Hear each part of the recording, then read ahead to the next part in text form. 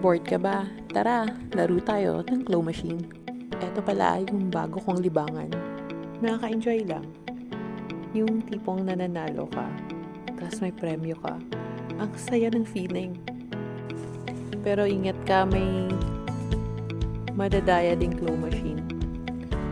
Tapos yung iba naman, okay talaga siya. Nananalo ako madalas. Yan o, tingnan mo, nakakuha pa ako ng 2 niyan.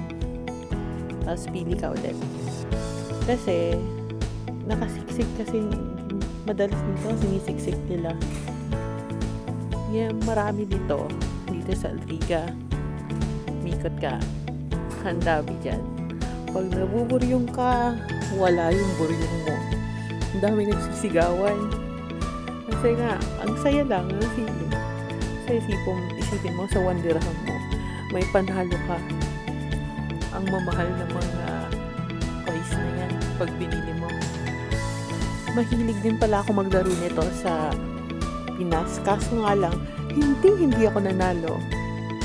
Madalas kasi doon napakadaya ng machines. Ewan ko ba? Pero dito ang bilis lang, ang dali lang manalo, 'di ba? Claim ng prize ko, ang 2. Oh, pero before that, naglaro na pala ako pero hindi ko nakuna ng video. May nakuha akong eto, yan, tingnan mo. Oh, tumutunog pa yan. Ang mahal yan, ng original price niyan. Tumutunog yan. Pero kaso naka-off ata yan eh. Sa likod. Nasa pa si Teddy Bear. So, wala na akong lugi sa 5 dirhams ko. Isipin mo, may 4 na akong toys for my kids.